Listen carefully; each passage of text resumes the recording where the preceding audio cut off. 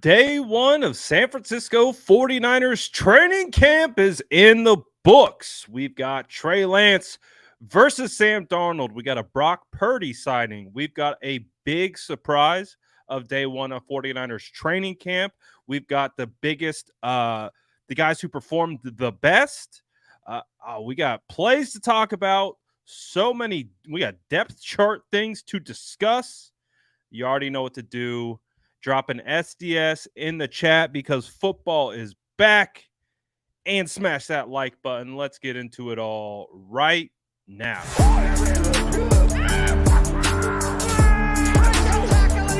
Smash that like button if you haven't already. Love to see it.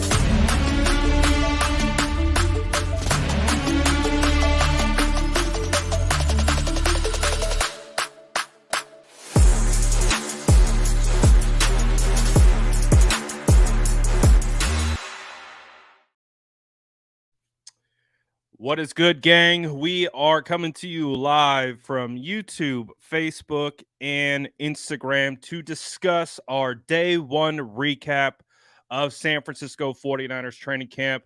I mean, so much to unpack, so much to talk about. Again, first day of 49ers training camp, no pads. We got a lot of install going on. So we are going to contextualize everything that we watch. Shout out Sid for buying the badge on Instagram. We are going. Oh, he said I got some color. Look at that. Woo! Your boy went outside. So we are going to contextualize everything we talked about. We're talking about Sam Darnold. We're going to talk about Trey Lance. We're going to talk about Brock Purdy. We're going to talk about Ayuk. We're going to talk about everyone. All right. We're going to talk about it all. But let's start at the top, shall we? Let's start at one of the cool things that we were able to see today is we were able to see Brock Purdy out on the field. Now, he wasn't street clothes. He didn't have a helmet, didn't have anything from a, ready to go out there and play perspective. But it was pretty cool to see that Brock Purdy was still lining up under center, rotating with all the quarterbacks, and being able to get some kind of reps today. So that was cool to see Brock Purdy out there. We got a left arm throw. We got a little something from Brock Purdy, but his day will come. Obviously, we had Trey Lance out there today. We had Sam Darnold. We had some big time surprises today, with it being the first day. We didn't see any Trent Williams, so Trent Williams didn't really participate today, although he was there. We had Jalen Moore step in, so Jalen Moore played left tackle for the most part. And again, it's day one. We're taking all this stuff with a grain of salt. So we had Jalen Moore step in. Kittle didn't really participate much, if at all, in team periods. And so the first tight end in was Charlie Warner, something to keep in mind. So Charlie Warner went out. We also had some other guys. CMC, he took, I think, one rep in the first team period. And then after that, it was TDP, Jordan Mason, and Elijah Mitchell. We're going to be talking about TDP actually quite a bit here in a second. But so far, man, no real injuries. It looked like we saw Darrell Luter Jr., who had suffered a knee hyperextension, working off to the side. So he was there, just didn't participate in full. Also, on top of that, we had a little bit of news while I was driving back from training camp. The 49ers officially put Nick Bosa on the basically didn't show up list. So he doesn't count against the 90-man roster right now.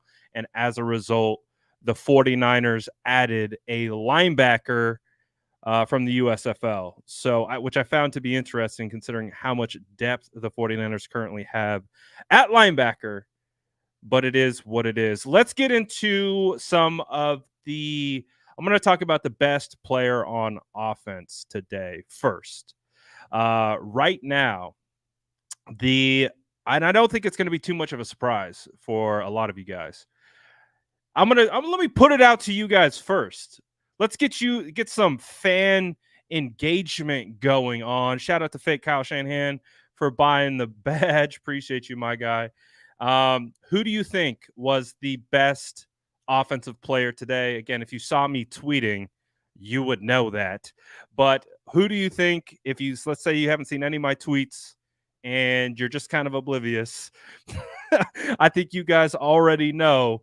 Brandon Ayuk, man. Brandon Ayuk picked up this particular training camp right where he left off last year. If you guys remember, BA made a ton of noise last year for how he was practicing in training camp. That same exact intensity was there today.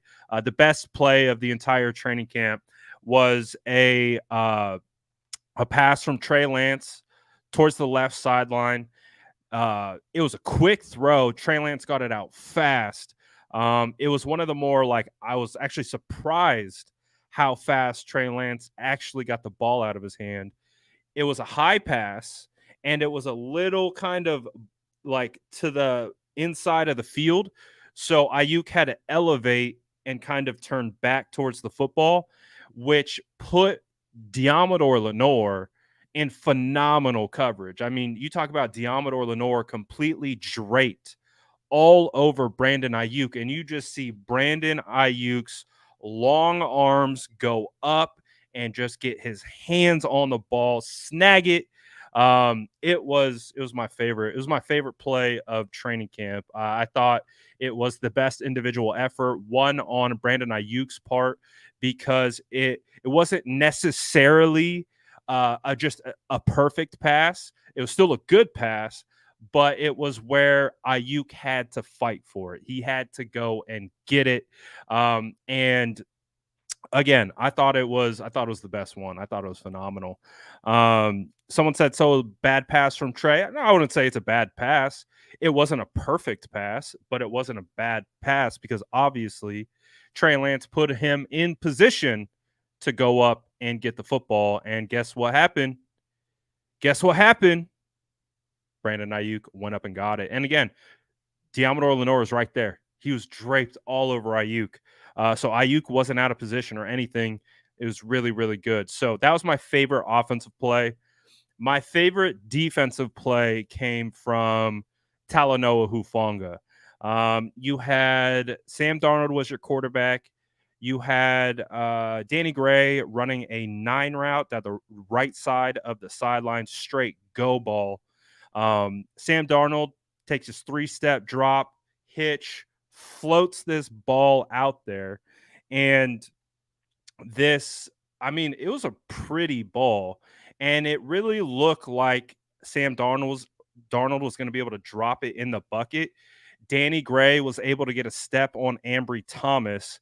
And it really, for a second there, as you're watching it develop, you're like, oh, this might be like a nice catch right in the bucket. Danny Gray showing off the burners, touchdown. And then all of a sudden, Talanoa Hufanga comes screaming all the way across the field from basically like it looked like he was coming from like the middle zone. And Talanoa just completely deflected that pass. I was like, whoa. Talanoa Hufanga was balling today, ladies and gentlemen. Talanoa Hufanga was again, the context is there's no pads. The guys that are going to stand out the most are going to be their skill positions. There are going to be the guys on the outside who can showcase their speed and do things in open space. Those are the guys who are going to stand out the most in days where there's no pads. So rightfully so, the guys that I have as the best is a wide receiver and a safety. But nonetheless, Talanoa balled out. There's another play that Talanoa had where he would have had a sack on Trey Lance. He came off the right side. I didn't see the setup of what the blitz package looked like. I only saw what happened, and I saw just Talanoa screaming off the edge. Obviously, Trey sensed it. Talanoa had to pull up. It would have been a sack. And then, Trey tried to keep the play alive as best he could, and then he kind of threw into bracketed coverage. Fred Warner was right there playing the underneath defender, got his hand up and batted that particular ball down. But again, Talanoa Hufanga is just everywhere. He again showcasing that there is in fact another gear in there. So when you're talking about guys that you already know set the standard for just being some of the top players on the team, to see that those guys are having quality days is fantastic. Obviously, we're waiting to see what's going on with Nick Bosa, but a sleeper. I want to give you a sleeper here. Austin Bryant would have had a sack today. I didn't see the development either. I saw the outcome. Austin Bryant, the 49ers signed him, I believe, from the Detroit Lions. He would have had a sack today, and I was pretty impressed. He looks crazy because he looks like a wide receiver almost playing defensive end. You talk about long arms, like rangy, thin, but twitchy. I mean, like Austin Bryant is interesting. I want to see what Austin Bryant looks like when pads come on.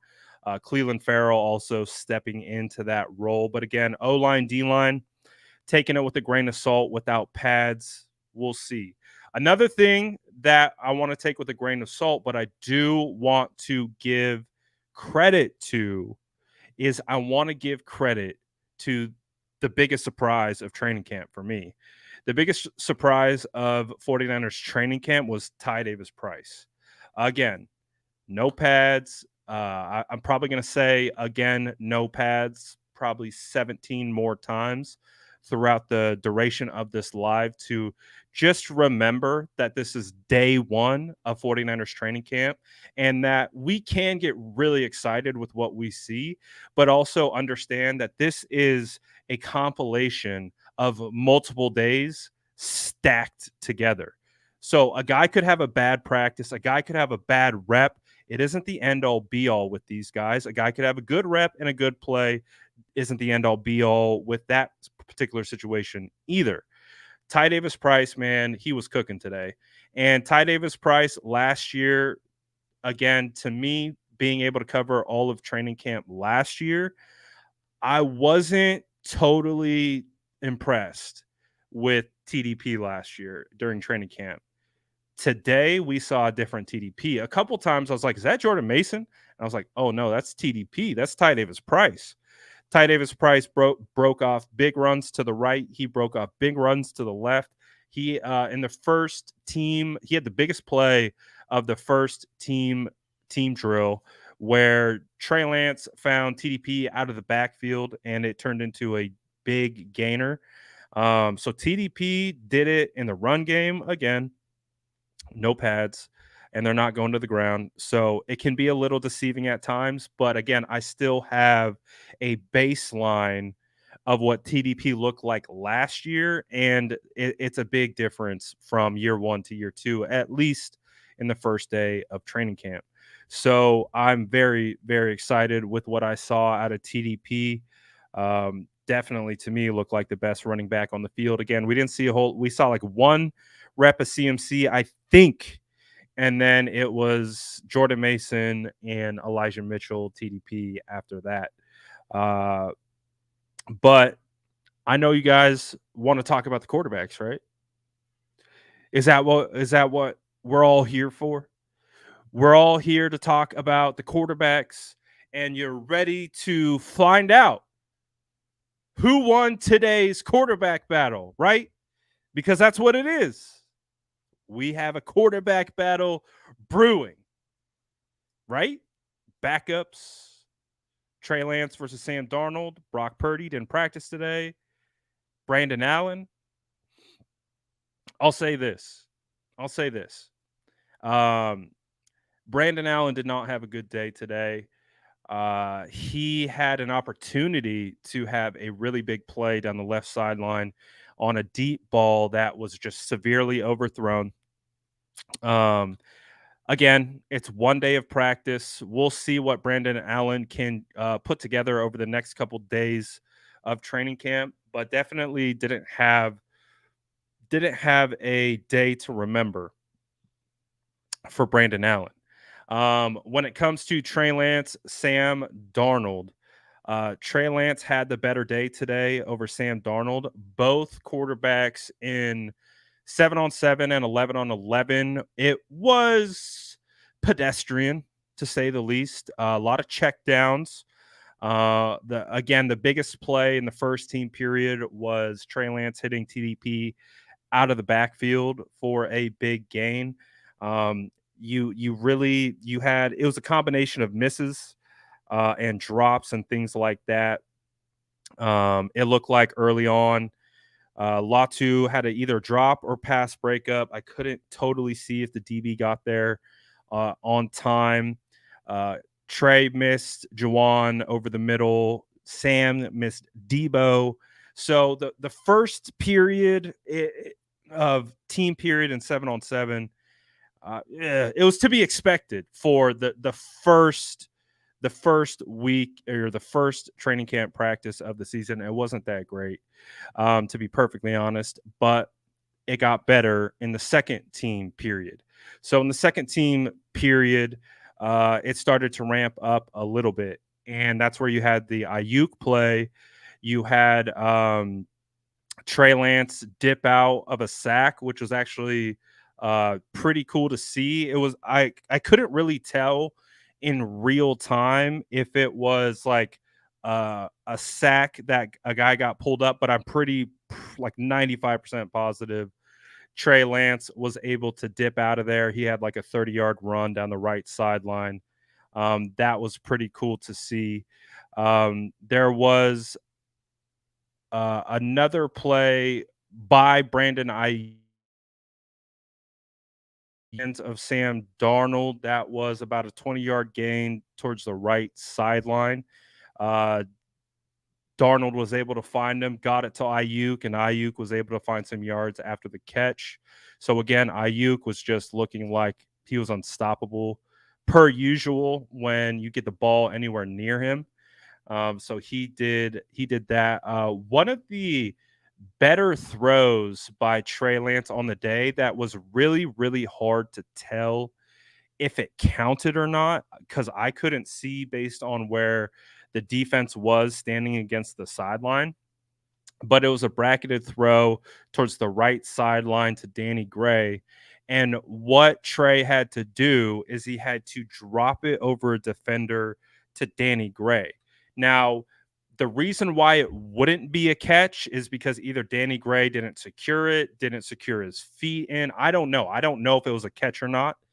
But what I do know is that the ball placement was spot on. It was a touch pass that was about 15 to 20 yards downfield, outside the numbers against the right sideline. And I was like, okay, that's a good pass right there. Now, again, I don't know if it was because all the defense, you know how defense does. When the defense gets up, defense is out here. No, no good, no good. They're all yelling at each other. They're jawing at each other. No good, no good. So from my vantage point, I couldn't see if it was actually a secured catch. But from what I did see is it's a difficult throw outside the numbers. It's a layered pass in between bracketed coverage, and that's a difficult throw. And one of the things that Trey's got knocked for in the past is being able to have that touch on the ball. So that's an improvement right there. One of the improvements that was abundantly clear to see is that you could see the ball getting out of Trey's hand faster. And I think that was totally evident on the Brandon Ayuk catch where he had the contested catch against Diamador. That thing got out of his hand faster than I even anticipated. I'm watching the play, and then all of a sudden the ball's out. I was like, whoa. Like, Trey normally gathers, takes his time, finds his read, and hits it. He hit that back foot, and that ball came out. And Those, I think, are the progressions that you want to see for Trey Lance. You want to be able to see him processing the game faster, being able to get the ball out quicker, and giving your guys opportunities. Listen, it's not always going to be perfect, and I'm okay with that. But you got to be able to give your guys opportunities, and that's exactly what he did for Brandon Ayuk. And Brandon Ayuk went and made the play of training camp so far. So that's a play that I'll take all the time. It's not always going to be perfect. It wasn't the perfect throw, but it was a quality throw in regards to the process of it, being able to get the ball out fast, getting it in a spot where it wasn't going to get picked off, and it didn't. And Trey Lance went up, got it, or excuse me, Brandon Ayuk went up and got it and made a phenomenal play. So Sam Darnold, what else? Sam had that good pass to Brandon Ayuk. Sam, this is also the hard thing about training camp is you don't get a ton of opportunities. You really don't. You don't get a ton of opportunities. And so these guys only got a handful of throws. I don't think any of these quarterbacks had more than 15 throws on the day. And as I discussed, the first team period and 7-on-7 were primarily checkdowns and just finding the first read or finding the open guy and just checking it down to tight ends or running backs. And I believe Kyle Shanahan spoke about that after training camp, just basically saying, this is we're warming up. We're getting into this type of stuff. Like we're still we're not operating at 100% yet. So all things considered, I would say it was a good practice by Trey Lance. I wouldn't say it was a great practice by Trey Lance. I would say it was a good practice by Trey Lance. When you're talking about some of the things that he's been, I think, people have gone out of their way to take shots at Trey. And I think you can actually visually look at all the things that people have taken shots at him for. And you can look at certain areas to see where he is already looking like he's improved. And that's step one. So step two is when pads come on.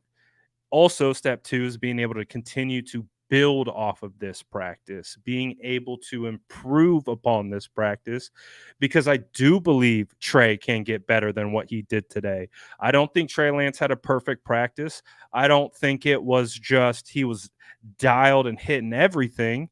He did have some misses, but he did have a lot of good stuff too. So with Trey, it's building on the good stuff. Take that next step tomorrow during training camp, and let's see that thing keep popping out of his hand.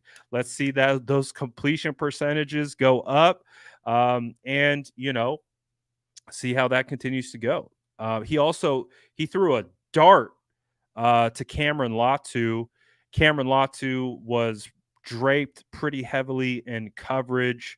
It was like the first thing that I really got to see from Cameron Latu, 49ers third round draft pick. He was able to snag it, again, draped in coverage as well. So it was a pretty difficult catch, but it was a good throw by Trey to get that thing out fast and get it to him in a hurry and put it in a good spot where he could get it. So I would definitely say Trey had for sure a slight step ahead of Sam Darnold. But the reason why I say slight is because we don't have enough reps yet. There's still not enough reps for me to say one guy is clearly ahead of the other. Again, like I really look at that Sam Darnold pass breakup by Talanoa Hufanga as that was a pretty good pass. It was a pretty good pass. It was a better play by Talanoa Hufanga. That's just how it comes down to. Like it wasn't a bad pass. It would have landed right in the bucket with Danny Gray, who would have went for 6, but it was a better play by an all-pro safety that happens to go by the name of Talanoa Hufanga. So, again, I don't view that as a negative against Sam, although it wasn't a completion and it wasn't the outcome that we wanted.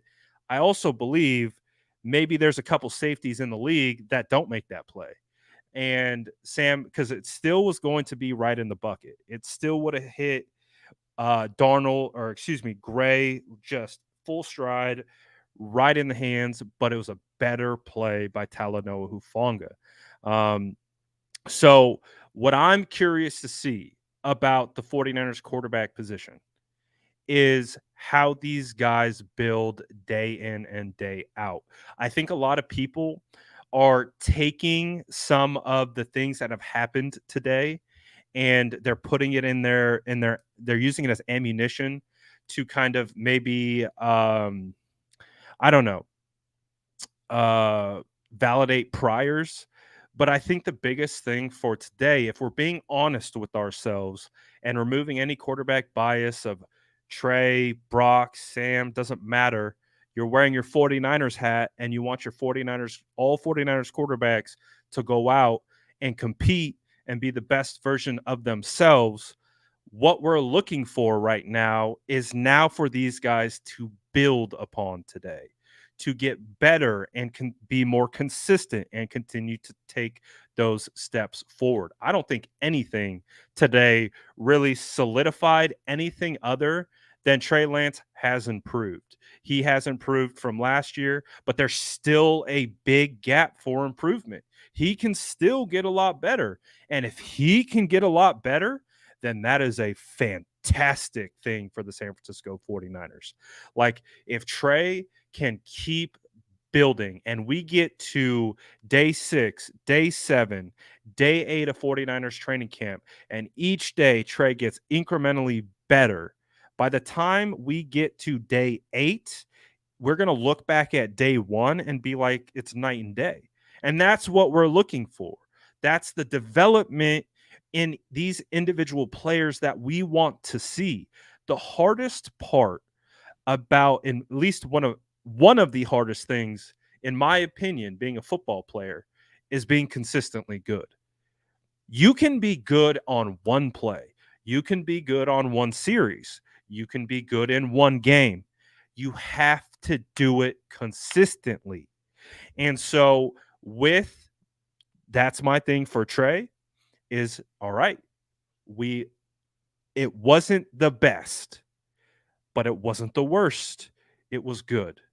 Now let's build. Let's build upon that foundation.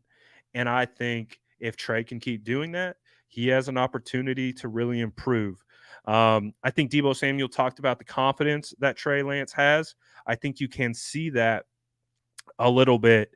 I think you can see that a little bit with the processing speed, with and how quickly Trey Lance has been throwing. So, but again, I'm not walking away from day one being like we have definitive answers on Trey Lance, Sam Darnold, and Brandon Allen.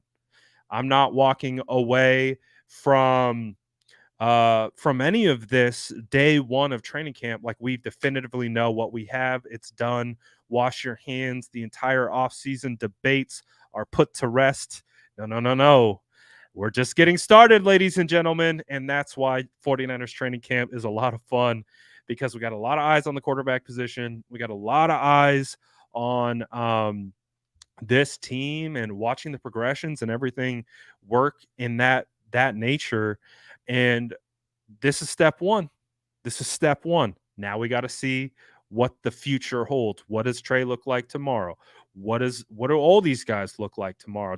Can TDP continue to keep that pace and things like that? So again, I'm really, really, really excited. Quarterback said, Brad, if Trey wasn't the best, who was the best Trey was the best quarterback today. He was. But I don't think of it in like a definitive sense like that. I'm ready to crown the best quarterback when we've had multiple practices that we've been able to digest. Appreciate the badge. Thank you so much. That's the thing. It's like, I understand people wanting to be like, well, who was the best today and who won today's practice? I thought both were good, but I also think both could be better. I think Trey had the edge. I think he had a slight edge, but I think Trey could be a lot better than what he was today. And that's a good thing. And the fact that Trey can be better than what he was today while still having a good practice, I think that's where we want to be at. And we want to see that development continue. We want to see Trey Lance continue to take those steps. The best case scenario for the San Francisco 49ers is for Kyle Shanahan to like really have to question the quarterback situation and who's going to go out there. And that's nothing against Purdy either. It's like, but that just means everyone's playing well. And if everyone's playing well, the quality of play by everyone, I would say, goes up as well. And so you have all your quarterbacks playing well. That seems like a good problem to me.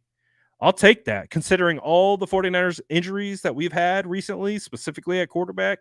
And if we look down our roster and we're like, wow, we got 3 quarterbacks who could probably start and win the 49ers some football games, I think that's a pretty good spot to be in.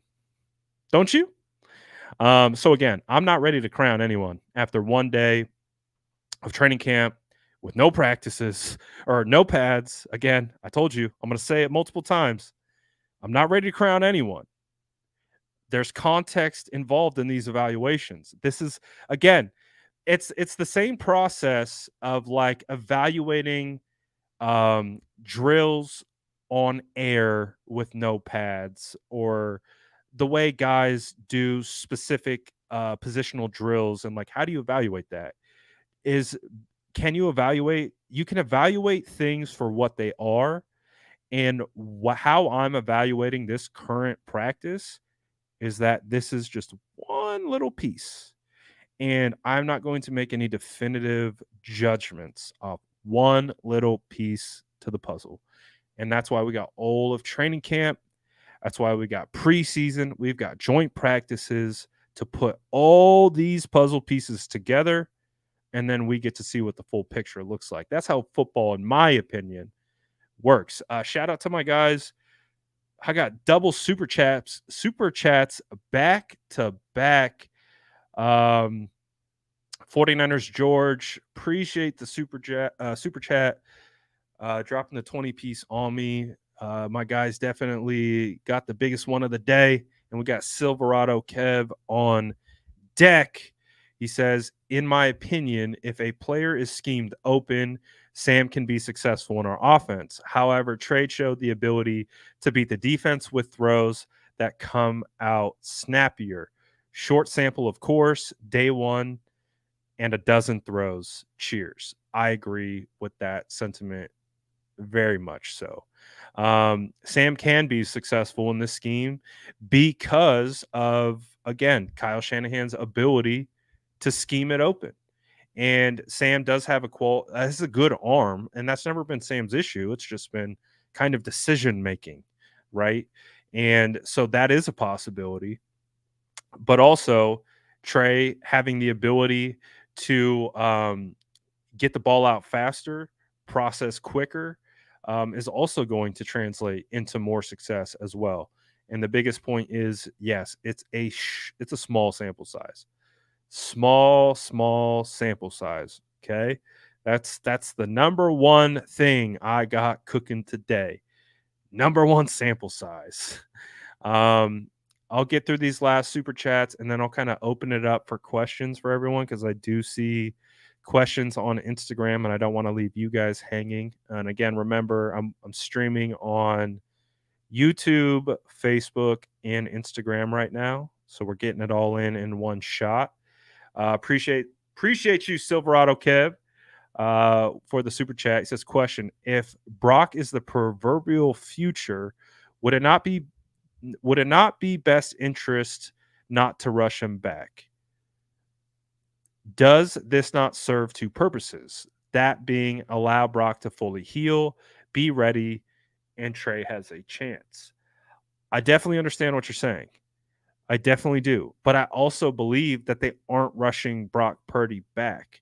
I think they're being very cautious with this whole thing. Again, Kyle Shanahan talked about it multiple times. He was preparing for a training camp where Brock Purdy wasn't going to be available until the middle of it. So I think again, the way they've talked about it, the way that they've talked about his process and his recovery so far. Again, he didn't practice today. He probably could have, but it sounds like they're just really being careful.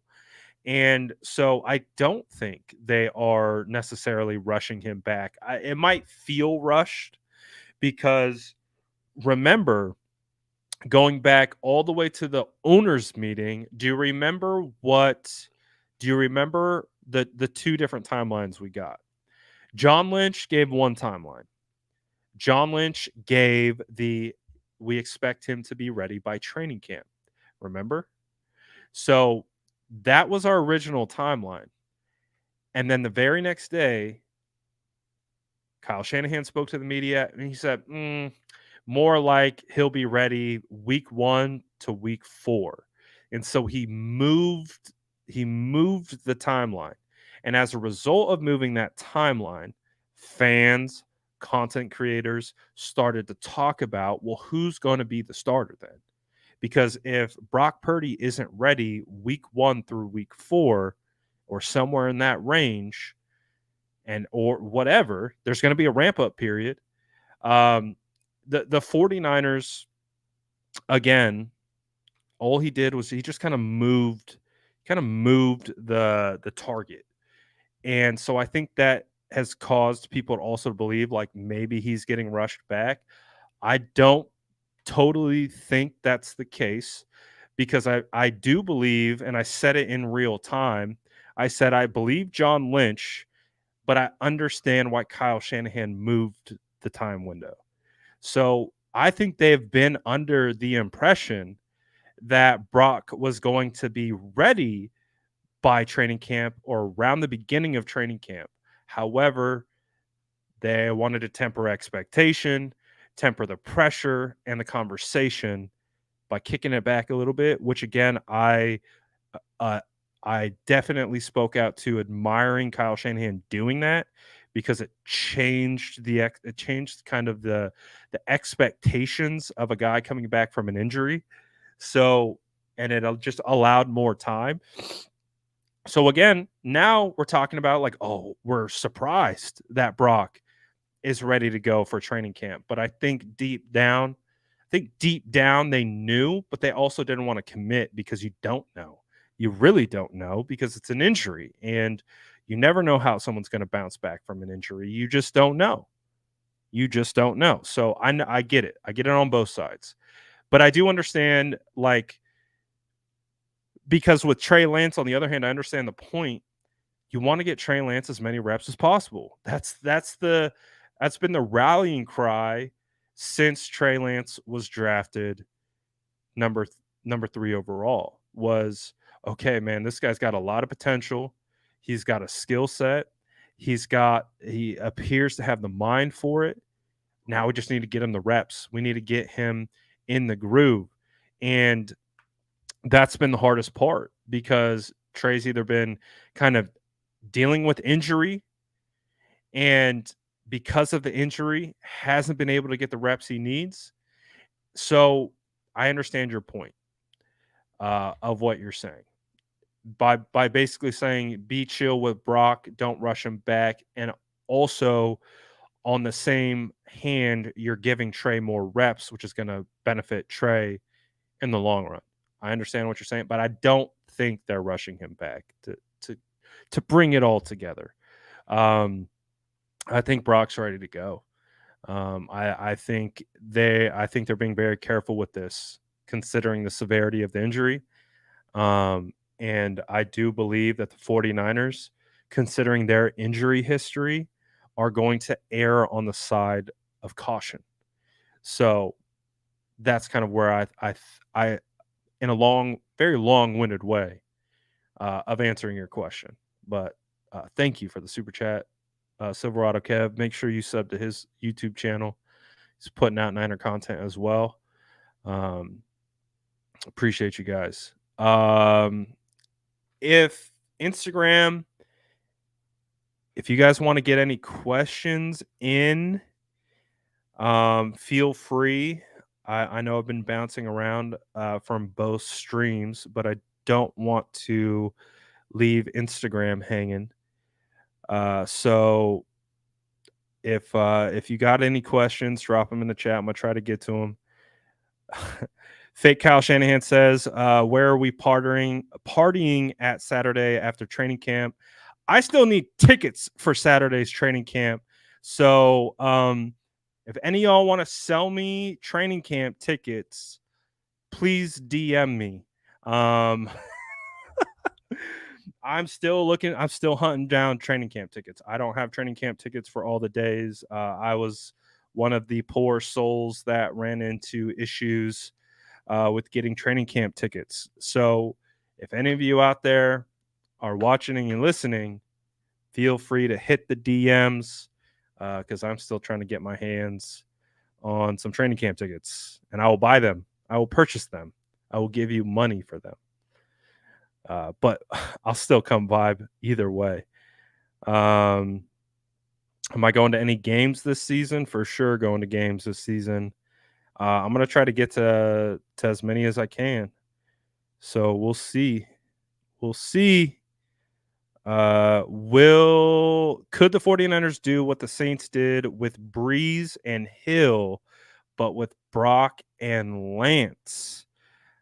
I mean, theoretically, they could. I mean, we do know that Kyle Shanahan was getting ready for kind of a 2-quarterback system with Jimmy and Trey, but he kind of shut that down a little bit. So I don't know. Again, I'm not a huge believer in a 2-quarterback system, but with Kyle, I've learned you never know. Anything's possible, because I was like, oh, Kyle would never run a 2-quarterback system. And I was like, oh, I was completely wrong about that. He would. He definitely would. Let's see. Do the 49ers pay Nick Bosa or trade him? Definitely paying Nick Bosa. I would have hoped by now that Nick Bosa would have gotten paid. I really was hoping for that. I didn't think there would be any type of hangups. I hope there aren't really any hangups. I don't think he'll get traded. I just don't. I can't see that happening in a million years. Nick Bosa, it's just a matter of Nick Bosa. That the thing is Nick Bosa, I guarantee you, his camp is angling for him to be the highest paid defensive player in the history of the NFL. And that, the 49ers have been they've had to do that a couple times with their guys, right?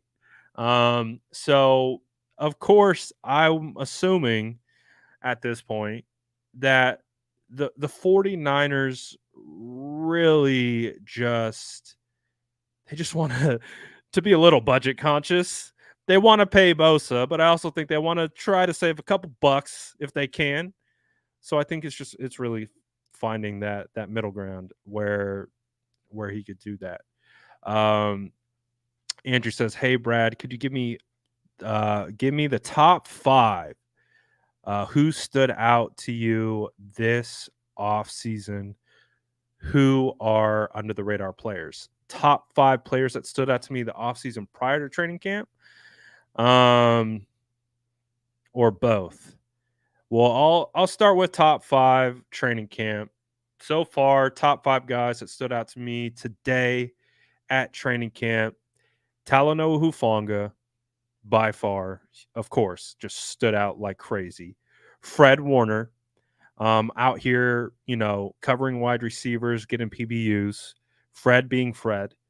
Brandon Ayuk, obviously, Brandon Ayuk had again just showing you get the ball near Brandon Ayuk. Brandon Ayuk is coming down with that ball, and he looks so angry when he plays. He looks so angry. That's what I love. I love it. I love the nasty. I mean, it's cliche now to say because we hear it all the time, but Brandon Ayuk has got that dog in him. I mean, he's got a whole kennel of pit bulls. It's not one dog. He is a whole kennel of pit bulls that haven't eaten for like 2 weeks, and all they've had is the taste of blood. And like that, sorry to be graphic, but BA's crazy, dude. BA, it's wild, man, how good he is and how slept on he is across the league. Like, we know because we get to see it all the time, but he is so slept on across the league. Like, he is one of the most talented wide receivers in the NFL right now. And the 49ers have 2 of them. So what is that? Did I name 3? Believe it or not, Ty Davis Price made it into my top 5 today. Ty Davis Price was one of the top 5 players at 49ers training camp today. Remember context, no pads, no tackling. Skill positions are going to look better always. But still, Ty Davis Price, we saw it last year. I saw Ty Davis Price last year. I wasn't impressed with Ty Davis Price last year. I was very impressed with Ty Davis Price today. We'll see. We'll see if he can do it tomorrow. Again, that's the measurement of true success. Can you consistently be great? Can he be great tomorrow? We'll find out. But day one, I would say Ty Davis Price up there, top 5 today. Good job. Good job, TDP. Was not expecting it. Completely not expecting it at all. And I was like, oh, okay. Again, he did it. He had one of the biggest gains through the air today. Had multiple runs that he busted off. Again, context, no pads, no tackling. And that happens with running backs. But day one, I'll take it. What is that? Is that 4? 4. Okay, who's going to be my 5th? Who's going to be my 5th guy of training camp today? That's a tough one. Shoot. Now I'm thinking about it because, again, I've told you this before. When it's no pads, I'm really not watching the O-line or the D-line. So, because it doesn't completely exemplify what they're doing. So O-line versus D-line is really hard to watch with no pads. I mean, if I had to talk about top 5 in regards to playmakers today, guys who made plays, you might have to throw Trey in there. I'm going through my notes right now. I mean, Austin Bryant had a would-be sack. JP had some good runs. But it looked like he had a little fumble. Flanagan Fowles looked like he punched it out kind of towards the end. I mean, if we're going strictly off plays being made today, like I said, there wasn't a whole lot going down just because we had a lot of checkdowns early, but might have to be Trey. Might have to throw Trey right there in the top 5, rounding it out. Because he had the throw to Ayuk. He had the throw to Danny Gray in bracketed coverage. He had the scramble out. Again, he wasn't perfect. He had some misses too. But, again, no D-line or O-line are really getting any love in this segment. But, yeah, I might have to throw Trey in there. Under the radar players, I'm going to say Austin Bryant, Cleveland Farrell, Cleveland Furl is a guy that I definitely think is going to be underrated. Oren Burks is underrated, but again, also looking for Marcelino McCrary Ball to ball out. Isaiah Oliver is a guy um, super who I think is definitely starting at nickel. Um, Potentially overrated. Oh, Samuel Womack changed his number to 0 today. Did you guys see that? We had a number switch today. Um, but again, it's day one of pads. There was good on both sides of the football. Defense did well. Offense did well. Again, defense also stuffed a bunch of runs. And again, it's really hard to see from my particular vantage point. And now you're typically giving credit to defensive line and things like that. But I'm really looking forward to when these guys get pads on. I think it's going to be a couple days before we get pads on, but I think as we continue to move forward, the main thing applies to all these players that we're talking about is this is our baseline now for some of these guys. Now let's get better and build on that, improve upon that. Like Trey Lance, I think can improve from what he did today. He did some good things today, but I think he can get better. And there's nothing wrong with that, in my opinion. I think Trey did some good things today, but I also think Trey can get better. And so, what we're looking for tomorrow when I'm back out there at training camp is to see the incremental improvements. Do we see it? Do we get it?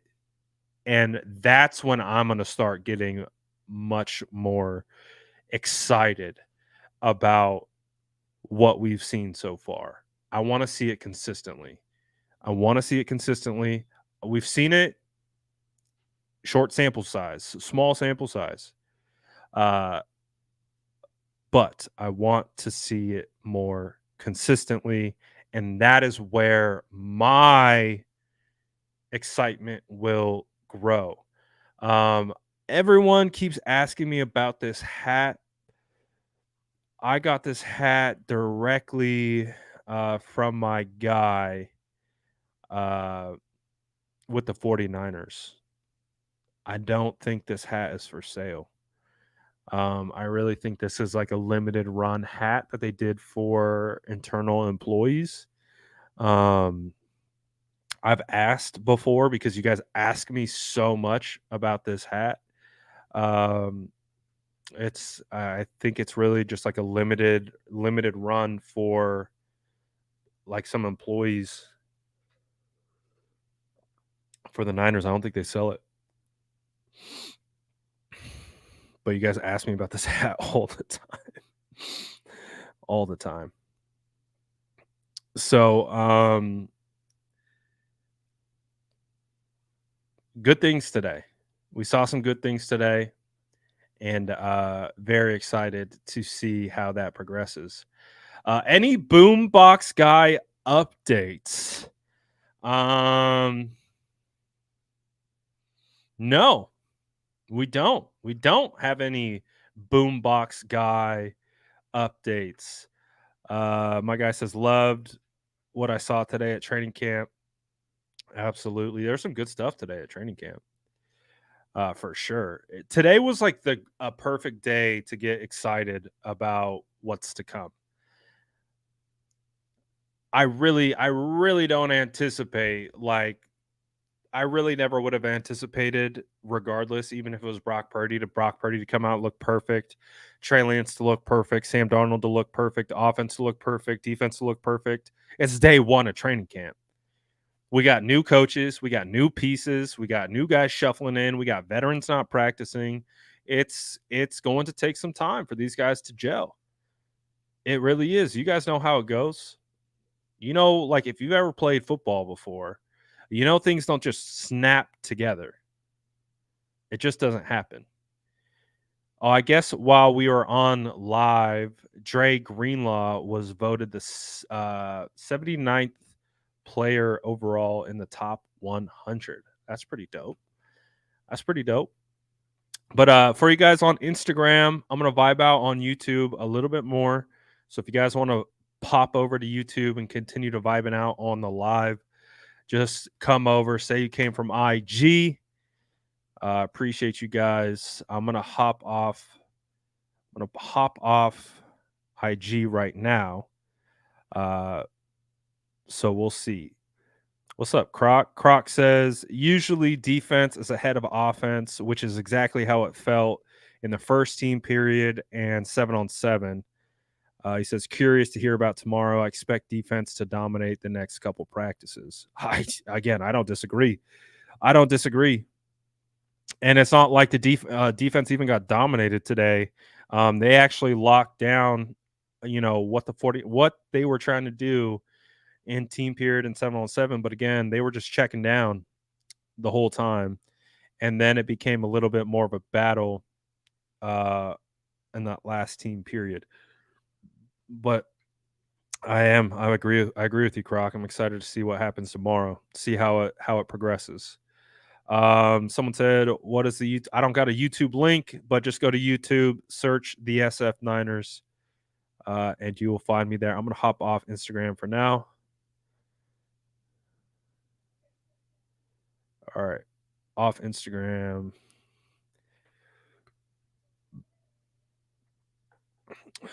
See, this is what, like, I'm really excited because we have football.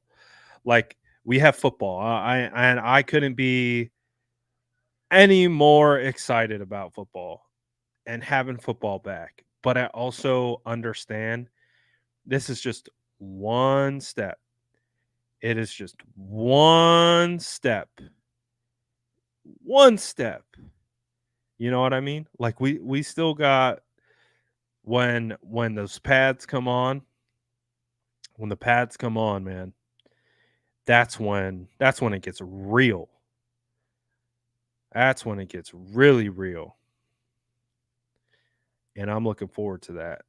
Dang, so Trey Greenlaw is the 79th player on the top 100, and Talanoa Hufanga is 78 on the top 100. And look at that, Defo, number 71. All right, all right. I'll take it. I don't mind it. I don't mind it. I don't mind it at all. Going back to back. So that's dope. We got some top 100 boys. So what are some of the things that you guys want to see tomorrow as I multitask and get this out? What are some things that you want to see tomorrow? What do you want status reports on? What haven't I talked about today that you want to hear from today?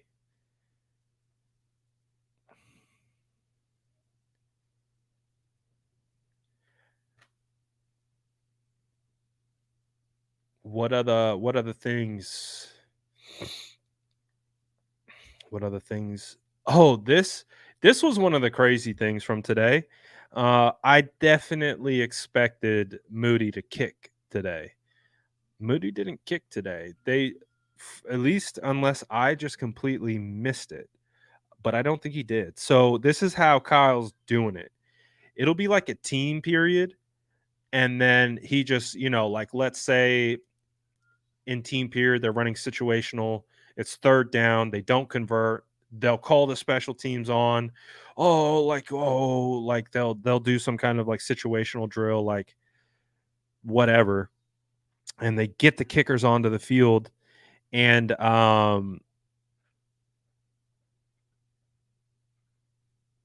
and Moody wasn't out there. It was Zane Gonzalez, and I think Zane made all of his passes or all of his kicks, but I think they did it 2 or 3 times, and I don't think Moody kicked today, which is the crazy thing about it. Uh, but Uh, I don't know. We'll see, man. We'll see. We'll see. We'll see how it turns out, man. Um,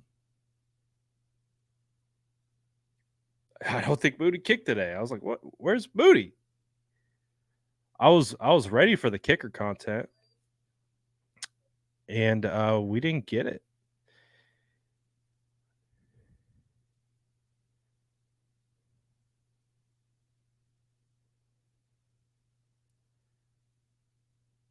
So we'll see.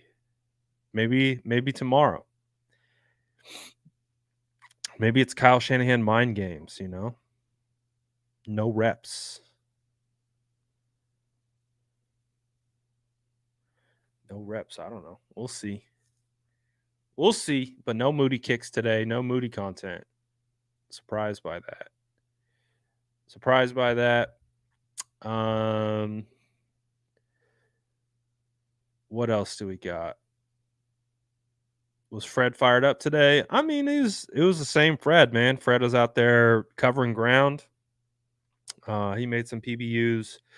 I'm sure he was in the mix in some of the run game. For context, uh, the 49ers did team drills on the far field. So visibility is not the best, especially in the trenches and with no pads. So I just kind of followed the ball today and tried my best to see what was going on there. But the guys in the trenches will definitely stand out more when they switch fields to the close field. And then we also get some pads on. But Fred's always cooking out there. Fred's always cooking out there. Let's see. No, I did not see Moody kick the ball once. I did not see it. We got rookie hype machine from Moody today, but no, did not see it. Did not see it. Always drip says, Brad, do you really think we're going to have rookie tight ends starting beside Kittle? I think one rookie makes the team, but a vet like Ross Dwelly makes the team. I've talked about this quite a bit. So the first tight end in the lineup today with the first string starting offense was Charlie Warner. Again, not a surprise. I've been saying that I think the 49ers keep 4 tight ends because I think they're going to like Braden Willis a lot. I think if Braden Willis has a good preseason and stands out in the preseason, I think Kyle Shanahan's going to have to start to think really hard if Braden Willis is going to make it to the practice squad. And because of that, I think he's going to have to make a tough decision of keeping two rookie tight ends behind Kittle. And I don't think he wants to do that. I think Charlie Warner is going to be the 4th. I don't think Ross Dwelly makes it. Ross has just unfortunately regressed so much in the last 2 years that he played. I think in like the last 7 weeks of the season, he played 2 snaps on offense. I can't see it for Ross at this point, based on usage and all that type of stuff. I can't see it. So, but I do agree that I do think that they're going to have to keep Warner. I think Warner is going to be the guy. I think right now it's like Braden Willis is competing with almost like the 6th wide receiver.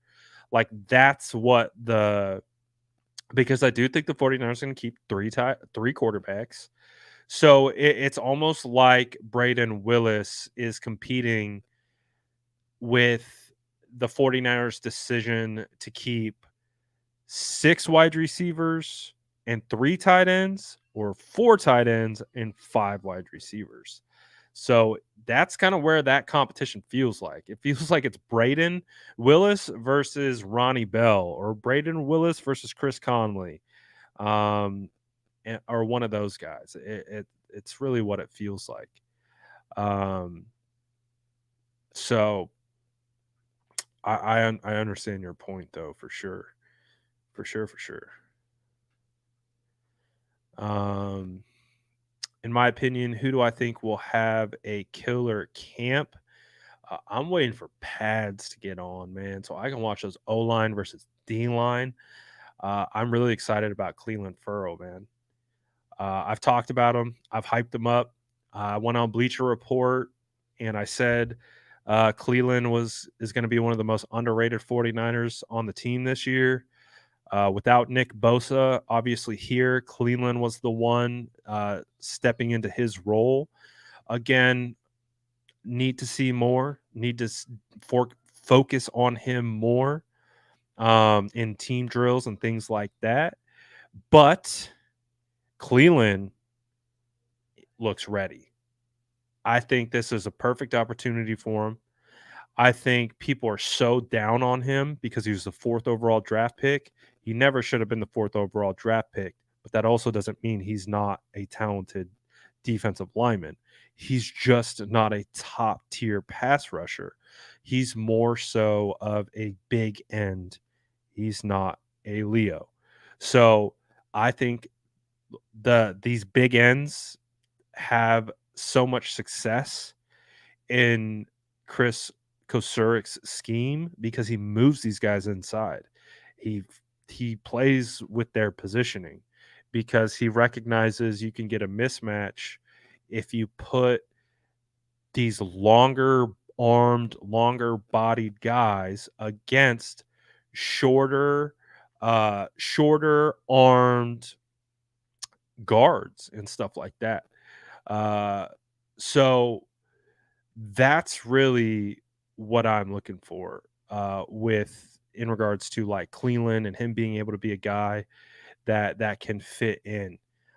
So I do think that will definitely be interesting. And again, Austin Bryant is a guy that I think we need to keep our eyes on when pads come on.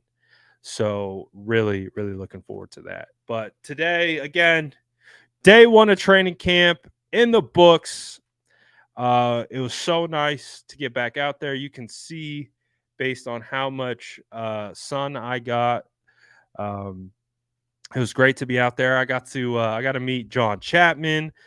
Shout out to there's a couple people that watched this stream that came up, said what's up, took pictures. That was super cool. Hey, just like my guy right here on cue. Shout out my guy Rob Zilla for coming through and saying what's up and taking some pictures.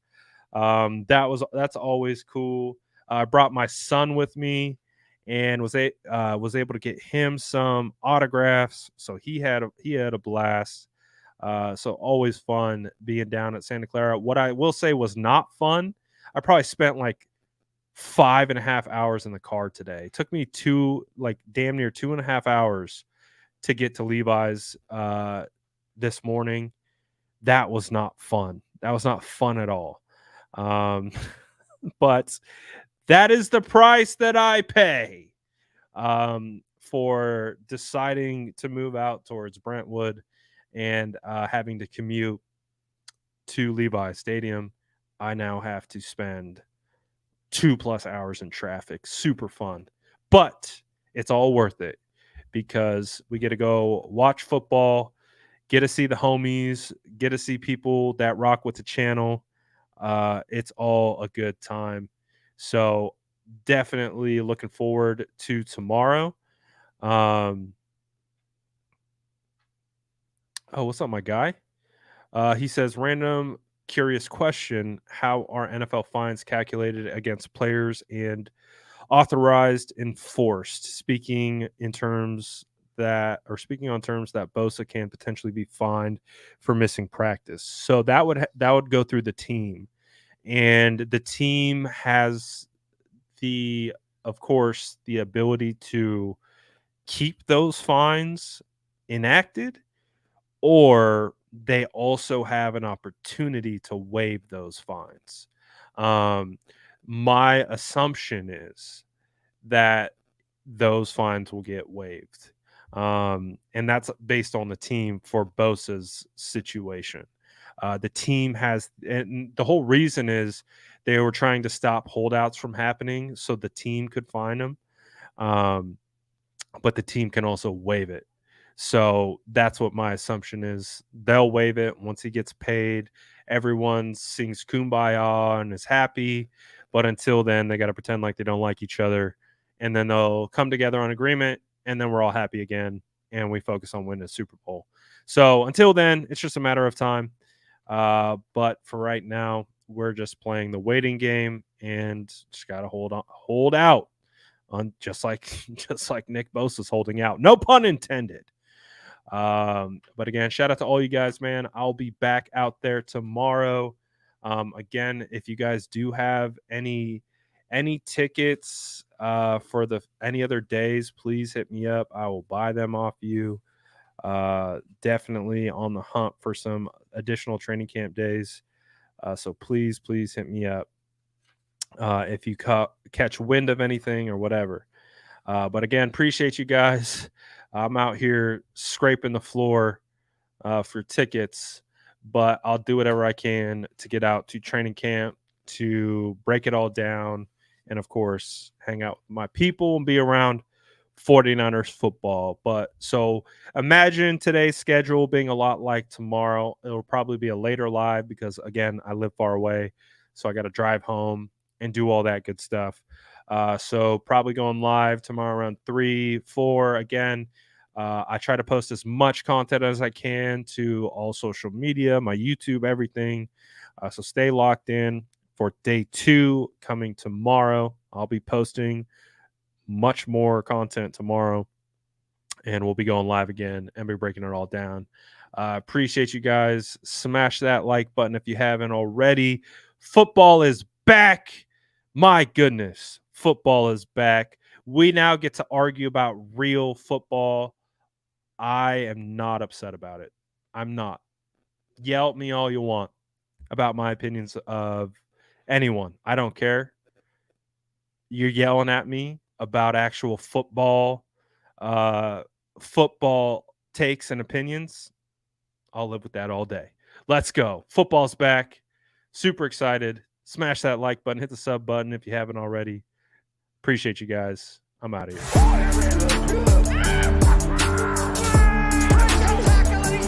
Smash that like button if you haven't already. Love to see it.